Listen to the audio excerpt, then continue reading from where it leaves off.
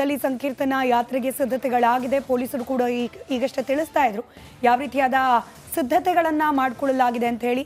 ಈಗ ಅಲ್ಲಿ ಕೇಳೋಕೆ ಸಿಗ್ತಿರೋ ಕೂಗಂದ್ರೆ ಎಲ್ಲಿ ಮಂದಿರ ಇತ್ತು ಅಲ್ಲೇ ಮತ್ತೆ ಮಂದಿರ ಸ್ಥಾಪನೆ ಆಗಬೇಕು ಅಂತ ಹೇಳಿ ಈ ಆಗ್ರಹವನ್ನೇ ಮುಂದಿಟ್ಕೊಂಡು ಇವತ್ತು ಸಂಕೀರ್ತನಾ ಯಾತ್ರೆಯಲ್ಲೂ ಕೂಡ ಘೋಷಣೆಗಳು ಹೊರಹೊಮ್ಮೋ ಸಾಧ್ಯತೆ ಇದೆ.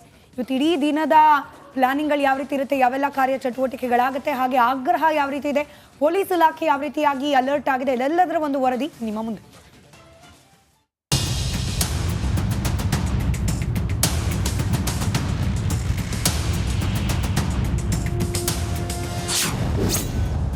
ಶ್ರೀರಂಗಪಟ್ಟಣದಲ್ಲಿ ಮತ್ತೆ ಮುನ್ನೆಲೆಗೆ ಮಂದಿರ ದಂಗಲ್.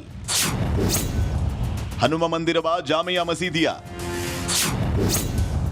ಇಂದು ಹಿಂದೂಗಳಿಂದ ಹನುಮ ಸಂಕೀರ್ತನ ಯಾತ್ರೆ. ಶ್ರೀರಂಗಪಟ್ಟಣ ಗತಕಾಲದಲ್ಲಿ ಮೈಸೂರಿನ ರಾಜಧಾನಿ. ಇದೀಗ ಐತಿಹಾಸಿಕ ಧಾರ್ಮಿಕತೆಯ ಜಿಲ್ಲೆಯಲ್ಲಿ ಮಂದಿರ ದಂಗಲ್ ಮತ್ತೆ ತಾರಕಕ್ಕೇರಿದೆ.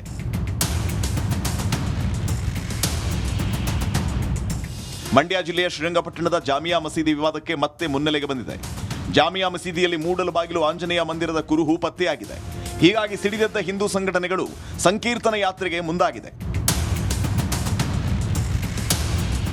ಜಾಮಿಯಾ ಮಸೀದಿ ಇರುವ ಜಾಗದಲ್ಲಿ ಮತ್ತೆ ಮೂಡಲಬಾಗಿಲು ಆಂಜನೇಯ ಸ್ವಾಮಿಯ ಪುನರ್ ಪ್ರತಿಷ್ಠಾಪನೆ ಮಾಡುವಂತೆ ಕೂಗು ಮತ್ತೆ ಮೊಳಗಿದೆ. ಹೀಗಾಗಿ ಹಿಂದೂ ಸಂಘಟನೆಗಳು ಇವತ್ತು ಶ್ರೀರಂಗಪಟ್ಟಣದಲ್ಲಿ ಹನುಮ ಸಂಕೀರ್ತನ ಯಾತ್ರೆಯ ಕಹಳೆ ಮೊಳಗಿಸಲಿದೆ. ಅಲ್ಲಿ ಇದ್ದಂಥ ಭವ್ಯವಾದ ಹನುಮನ ದೇವಾಲಯದ ಒಂದು ಗೋಪುರವನ್ನು ಹೊಡೆದು ಹಾಕಿ ಆ ಗೋಪುರದ ಮೇಲೆ ಮಿನಾರನ್ನು ಕಟ್ಟಿದ್ದಾನೆ. ಬಾಕಿ ಇಡೀ ದೇವಾಲಯ ಕಣ್ಣಿಗೆ ಕಾಣುವ ಹಾಗೆ ಇದೆ. ಈ 236 ವರ್ಷಗಳ ನಿರಂತರವಾದ ಕಳಂಕವನ್ನು ಹಿಂದೂ ಸಮಾಜದವನ್ನು ಹೇಗೆ ಈ ಕಳಂಕ ಅಣಗಿಸ್ತಾ ಇದೆ ಅದನ್ನು ನ್ಯಾಯಾಂಗದ ಮುಖಾಂತರವೇ ತೊಡೆದು ಹಾಕಬೇಕು ಅಂತೇಳಿ ಬಜರಂಗ ಸೇನೆ ಕಾನೂನು ಹೋರಾಟವನ್ನು ಮಾಡ್ತಾ ಇದೆ. ಶ್ರೀರಂಗಪಟ್ಟಣದಾದ್ಯಂತ ಪೊಲೀಸ್ ಹದ್ದಿನ ಕಣ್ಣು. ಸಂಕೀರ್ತನ ಯಾತ್ರೆ ಜಾಮಿಯಾ ಮಸೀದಿ ಪಕ್ಕದಲ್ಲೇ ಸಾಗಲಿದೆ. ಈ ವೇಳೆ ಯಾವುದೇ ಅಹಿತಕರ ಘಟನೆ ನಡೆಯದಂತೆ ಪೊಲೀಸರು ಹೈ ಅಲರ್ಟ್ ಆಗಿದ್ದಾರೆ. ಇನ್ನು ಕೋಟೆ ನಗರಿ ಕೇಸರಿಮಯವಾಗಿದೆ.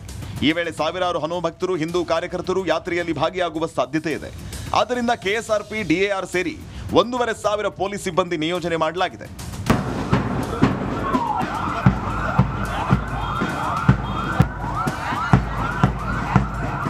ಒಟ್ಟಾರೆ ಹಿಂದೂ ಸಂಘಟನೆಗಳ ಹನುಮ ಸಂಕೀರ್ತನ ಯಾತ್ರೆ ಯಶಸ್ವಿ ಆಗುತ್ತಾ ಕಾದ್ ನೋಡಬೇಕಾಗಿದೆ.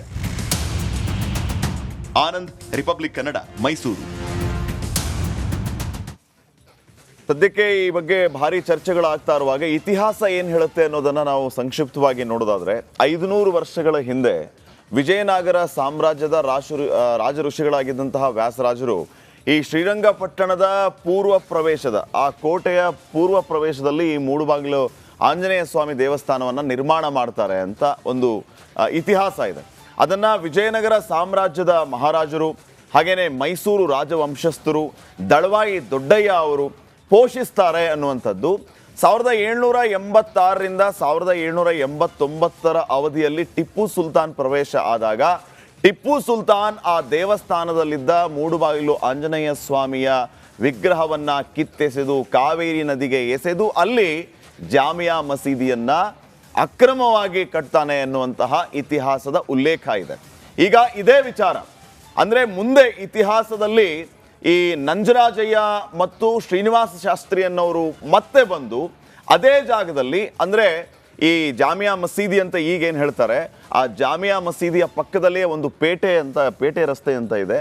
ಆ ಪೇಟೆ ರಸ್ತೆಯಲ್ಲಿ ಪುನರ್ ಪ್ರತಿಷ್ಠಾಪನೆಯನ್ನ ಮಾಡ್ತಾರೆ. ಇದೇ ಮೂಡಲಬಾಗಿಲು ಆಂಜನೇಯ ಸ್ವಾಮಿ ದೇವಸ್ಥಾನ. ಕಾಶಿಲಾಗಿದ್ದು ಹಂಗೆ ಎಲ್ಲಿ ಮೂಲ ಮಂದಿರ ಇತ್ತು ಅದ್ರ ಪಕ್ಕದಲ್ಲಿ ಮತ್ತೊಂದು ದೇವಸ್ಥಾನ ಕಟ್ಕೊಂಡ್ರು ಅಂತ ಹೇಳಿ ಮಸೀದಿ ಆದ ಕಾರಣಕ್ಕೆ. ಈಗ ಇನ್ನೂ ಒಂದು ವಾದ ಏನಂತಂದ್ರೆ ಈ ಮೈಸೂರು ಪುರಾತತ್ವ ಇಲಾಖೆ ಗೆಜೆಟರ್ 493 ಮತ್ತು 494ನೇ ಪುಟದಲ್ಲಿ ಈ ಮಸೀದಿಯ ಬಗ್ಗೆ ಉಲ್ಲೇಖ ಇದೆ ಅಂತ ಹೇಳ್ತಾರೆ.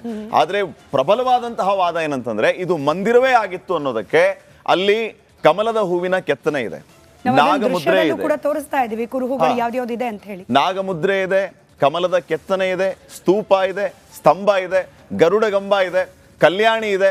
ಇವೆಲ್ಲ ಮಸೀದಿಯಲ್ಲಿ ಬರುತ್ತಾ? ಮಸೀದಿಯಲ್ಲಿ ಕಮಲ ಹೂವಿಗೆ ಏನು ಕೆಲಸ?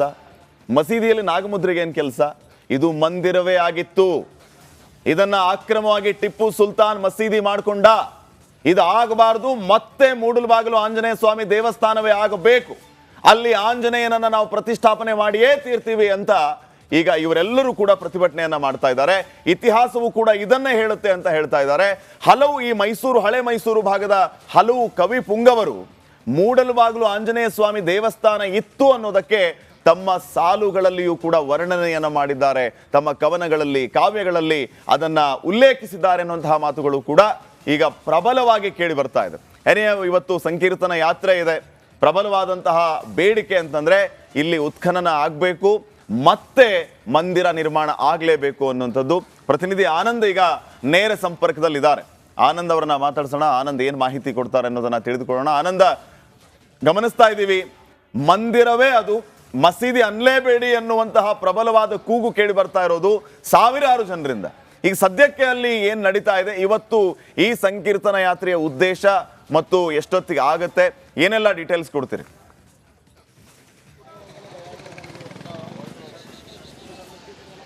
ಶ್ರೀಪಾದ್, ಏನು ಜಾಮಿಯಾ ಮಸೀದಿ ಈ ಜಾಗ ಇದೆ, ಆ ಜಾಮಿಯಾ ಮಸೀದಿಯಲ್ಲಿ ಮೊದಲು ಮೂಡಲಬಾಗಿಲು ಆಂಜನೇಯ ಸ್ವಾಮಿ ದೇವಸ್ಥಾನ ಆಯಿತು. ಟಿಪ್ಪು ಕಾಲದಲ್ಲಿ ಅದ ಮಸೀದಿಯಾಗಿ ನಿರ್ಮಾಣ ಮಾಡಿದ್ದಾರೆ ಅಂತ ಹೇಳಿ ಹಲವು ವರ್ಷಗಳಿಂದ ಹೋರಾಟವನ್ನು ಮಾಡ್ಕೊಂಡು ಬರ್ತಾ ಇದ್ದಾರೆ. ಒಂದು ಕಡೆ ಕಾನೂನು ಹೋರಾಟ ಕೂಡ ಆರಂಭ ಆಗಿದ್ರೆ ಅಲ್ಲಿ ಸರ್ವೆ ಆಗಬೇಕು ಅನ್ನೋ ಒಂದು ನಿಟ್ಟಿನಲ್ಲಿ ಬಜರಂಗ ಸೇನೆಯ ನೇತೃತ್ವದಲ್ಲಿ ಕಾನೂನು ಹೋರಾಟ ಆಗಿದೆ. ಮತ್ತೊಂದೆಡೆ ಪ್ರತಿ ವರ್ಷದಂತೆ ಈ ವರ್ಷವೂ ಕೂಡ ಸಂಕೀರ್ತನ ಯಾತ್ರೆ ಮಾಡೋ ಮೂಲಕ ಇವತ್ತೊಂದು ಬೃಹತ್ ಹೋರಾಟಕ್ಕೆ ಕೂಡ ಸಜ್ಜಾಗಿರುವಂಥದ್ದು. ಪುಟ್ಟ ಮಕ್ಕಳು ಕೂಡ ಹನುಮ ಮಾಲೆಗಳನ್ನ ಧರಿಸಿ ಇಲ್ಲಿಗೆ ಬಂದಿರುವಂಥದ್ದು. ಪುಟ್ಟ ಮಕ್ಕಳಿಗೂ ಕೂಡ ಒಂದು ಕಿಚ್ಚನ್ನು ಹತ್ತಿಸುವಂಥದ್ದು, ಜಾಗೃತಿಯನ್ನ ಮೂಡಿಸೋ ನಿಟ್ಟಿನಲ್ಲಿ ಹಿಂದೂ ಜಾಗರಣ ವೇದಿಕೆಯ ನೇತೃತ್ವದಲ್ಲಿ ಇವತ್ತು ಬೃಹತ್ ಸಂಕೀರ್ತನ ಯಾತ್ರೆಯನ್ನ ಮಾಡೋಕ್ಕೆ ಸಿದ್ಧತೆ ಮಾಡಿಕೊಂಡಿರುವಂಥದ್ದು. ಮಂಡ್ಯ ಮಾತ್ರ ಅಲ್ಲದಂತೆ ಮೈಸೂರು, ಚಾಮರಾಜನಗರ, ಹಾಸನ, ಮಡಿಕೇರಿ, ರಾಮನಗರ ಸೇರಿದಂತೆ ಹಲವು ಜಿಲ್ಲೆಗಳಿಂದಲೂ ಕೂಡ ಸಾವಿರಾರು ಸಂಖ್ಯೆಯಲ್ಲಿ ಹನುಮ ಮಾಲಾಧಾರಿಗಳು ಬಂದಿರುವಂಥದ್ದು. ಕಳೆದ ಒಂದು ವಾರದಿಂದ ಹನುಮ ಮಾಲೆಯನ್ನ ಧರಿಸಿ ವ್ರತವನ್ನ ಮಾಡ್ತಿದ್ರು. ಇವತ್ತು ಮಾಲೆಯನ್ನ ವಿಸರ್ಜನೆ ಮಾಡ್ತಾರೆ. ಅದರ ಹಿನ್ನೆಲೆಯಲ್ಲಿ ಸಂಕೀರ್ತನ ಯಾತ್ರೆಯನ್ನ ಮಾಡ್ತಾ ಇರುವಂಥದ್ದು. ಮತ್ತೊಂದೆಡೆ ಇಡೀ ಶ್ರೀರಂಗಪಟ್ಟಣ ಕೇಸರಿಮಯವಾಗಿದೆ. ಎಲ್ಲೆಲ್ಲೂ ನೋಡಿದ್ರು ಕೂಡ ನಮಗೆ ಇವತ್ತು ಕೇಸರಿಮಯ ಕಾಣ್ತಾ ಇರುವಂಥದ್ದು. ಕೇಸರಿ ಪಂಟಿಂಗ್ಸ್, ಹನುಮನ ಏನು ಫ್ಲೆಕ್ಸ್ಗಳು, ಅದರಲ್ಲೂ ಕೂಡ ಮೂಡಲಬಾಗಿಲು ಆಂಜನೇಯನ ಫ್ಲೆಕ್ಸ್ಗಳು ನೋಡೋದಕ್ಕೆ ಸಿಗ್ತಾ ಇರುವಂಥದ್ದು, ಹನುಮನ ಧ್ವಜಗಳು ಸಿಗ್ತಾ ಇರುವಂಥದ್ದು. ಮತ್ತೊಂದೆಡೆ ಏನು ಜಾಮಿಯಾ ಮಸೀದಿ ಪಕ್ಕದಲ್ಲೇ ಯಾತ್ರೆ ಸಾಗೋದ್ರಿಂದ ಇಲ್ಲಿ ಸಂಪೂರ್ಣವಾಗಿ ಪೊಲೀಸ್ ಬಂದೋಬಸ್ತನ್ನು ಮಾಡ್ಕೊಂಡಿರುವಂಥದ್ದು. ಎಲ್ಲಿ ಏನಾದರೂ ಹೆಚ್ಚು ಕಡಿಮೆ ಆಗುತ್ತೋ ಅಥವಾ ಮಸೀದಿ ಒಳಗಡೆ ಪ್ರವೇಶ ಮಾಡೋದಕ್ಕೆ ಯತ್ನ ನಡೆಯುವ ಸಾಧ್ಯತೆ ಇರುವ ಕಾರಣಕ್ಕಾಗಿ ಇಡೀ ಜಾಮಿಯಾ ಮಸೀದಿ ಸುತ್ತ ಬ್ಯಾರಿಕೇಡ್ಗಳನ್ನು ಹಾಕಿದ್ದಾರೆ. ಬ್ಯಾರಿಕೇಡ್ಗಳನ್ನು ಹಾಕಿ ಸಂಪೂರ್ಣವಾಗಿ ಬಂದೋಬಸ್ತನ್ನು ಮಾಡಿರುವಂಥದ್ದು. ಇಲ್ಲೇ ಏನು ಮಂಡ್ಯ SP ಮಲ್ಲಿಕಾರ್ಜುನ್ ಬಾಲದಂಡೆ ಅವರು ಕೂಡ ಮುಖ ಮೂಡಿರುವಂಥದ್ದು. ಇಡೀ ಭದ್ರತೆಯನ್ನೇ ಅವರೇ ನೋಡ್ಕೊಳ್ತಾ ಇದ್ದಾರೆ. 1,000ಕ್ಕೂ ಹೆಚ್ಚು ಪೊಲೀಸರನ್ನು ಯೋಜನೆ ಮಾಡಲಾಗಿದೆ. ಈಗಾಗಲೇ ಏನು CCTVಗಳನ್ನು ಕೂಡ ಅಳವಡಿಸಿರುವಂಥದ್ದು. ಇಡೀ ಪೊಲೀಸ್ ಇಲಾಖೆ ಅಂದರೆ ಮಂಡ್ಯ ಪೊಲೀಸರು ಇಲ್ಲಿ ಹೆಚ್ಚಿನ ಸಂಖ್ಯೆಯಲ್ಲಿ ಜಮಾವಣೆಯಾಗಿದ್ದಾರೆ. ಇಡೀ ಶ್ರೀರಂಗಪಟ್ಟಣ ಪೊಲೀಸ್ ಹಾಗೂ CCTVಯ ಕಣ್ಗಾವಲಿನಲ್ಲಿದೆ. ಒಂದೆಡೆ ಹನುಮ ಮಾಲಾ ಯಾತ್ರಿಗಳು ಈ ಒಂದು ಯಾತ್ರೆಯನ್ನು ಯಶಸ್ವಿಗೊಳಿಸಬೇಕು ಅನ್ನೋ ನಿಟ್ಟಿನಲ್ಲಿ ಈಗಾಗಲೇ ಸಿದ್ಧತೆಯನ್ನು ಮಾಡ್ಕೊಂಡಿದ್ರೆ ಯಾವುದೇ ರೀತಿಯ ಅಹಿತಕರ ಘಟನೆಗಳು ನಡೀಬಾರ್ದು, ಯಾವ ರೀತಿ ಗಲಾಟೆಗಳು ಆಗಬಾರ್ದು ಅನ್ನೋ ಕಾರಣಕ್ಕೆ ಪೊಲೀಸ್ ಇಲಾಖೆಯು ಕೂಡ ಸಕಲ ಸಿದ್ಧತೆಯನ್ನು ಸಂಕೀರ್ತನ ಯಾತ್ರೆಯಲ್ಲಿ ಭಾಗಿಯಾಗೋದಕ್ಕೆ ಬಂದಿರುವಂತಹ ಹಲವರು ಇರಬಹುದು. ತಾವು ಅವ್ರನ್ನ ಮಾತಾಡಿಸುವಂತಹ ಪ್ರಯತ್ನವನ್ನ ಮಾಡಬಹುದಾ? ಅವರ ಅಭಿಪ್ರಾಯ ಏನು ಅನ್ನೋದನ್ನ ತಿಳ್ಕೋಬಹುದಾ? ಅವರ ಉದ್ದೇಶ ಏನು? ಇವತ್ತು ಅವರು ಈ ಸಂಕೀರ್ತನ ಯಾತ್ರೆಯನ್ನು ಯಾವುದಕ್ಕಾಗಿ ಮಾಡ್ತಿದ್ದಾರೆ ಅಂತ ಪ್ರಯತ್ನ ಪಡ್ಬೋದಾ ತಾವು ಅವ್ರನ್ನ ಮಾತಾಡಿಸೋ ಮೂಲಕ?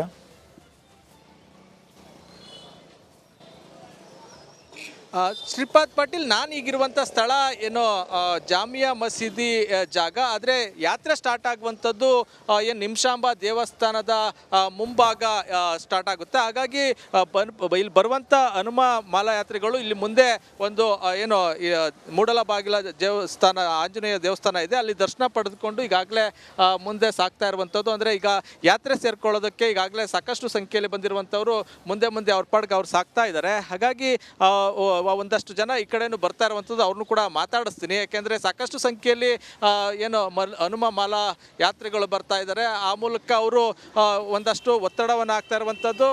ಜೊತೆಗೆ ಏನು ಪ್ರತಿ ವರ್ಷದಂತೆ ಈ ವರ್ಷವೂ ಕೂಡ ಸಾಕಷ್ಟು ಸಂಖ್ಯೆಯಲ್ಲಿ ಬಂದಿರುವಂಥ ಹನುಮ ಮಾಲಾ ಯಾತ್ರಿಗಳು ಈ ಭಾಗದಲ್ಲಿ ಒಂದಷ್ಟು ಹೋರಾಟವನ್ನು ಮಾಡ್ಕೊಂಡು ಬರ್ತಾ ಇರುವಂಥದ್ದು. ಜೊತೆಗೆ ಜಾಮಿಯಾ ಮಸೀದಿ ಏನಿದೆ, ಜಾಮಿಯಾ ಮಸೀದಿ ಜಾಗವನ್ನು ಮತ್ತೆ ದೇವಸ್ಥಾನವನ್ನಾಗಿ ಪರಿವರ್ತನೆ ಮಾಡಬೇಕು, ಮೂಡಲಬಾಗಿಲ ಆಂಜನೇಯ ಸ್ವಾಮಿ ದೇವಸ್ಥಾನ ಸ್ವಾಮಿಯ ಪ್ರತಿಷ್ಠಾಪನೆಯನ್ನ ಮಾಡಬೇಕು ಅಂತ ಹೇಳಿ ಒತ್ತಡವನ್ನು ಆಗ್ತಾ ಇರುವಂಥದ್ದು. ಶ್ರೀಪಾದ್ ಪಾಟೀಲ್. ಓಕೆ, ಸಾರಿ ಆನಂದ, ಗೊತ್ತಾಯ್ತು ಈಗ ತಾವು ಎಲ್ಲಿದ್ದೀರಿ, ಸಂಕೀರ್ತನ ಯಾತ್ರೆ ಎಲ್ಲಿಂದ ಆರಂಭ ಆಗುತ್ತೆ ಅಂತ. ಇಡೀ ದಿನ ರಿಪಬ್ಲಿಕ್ ಕನ್ನಡದಲ್ಲಿ ನೇರ ಪ್ರಸಾರ ಇರುತ್ತೆ. ಹನುಮ ಮಾಲಾಧಾರಿಗಳು ಕೂಡ ಮಾತನಾಡಿಸುವ ಪ್ರಯತ್ನವನ್ನ ನಾವು ಮುಂದಿನ ಹಂತದಲ್ಲಿ ಮಾಡ್ತಾ ಹೋಗ್ತೀವಿ.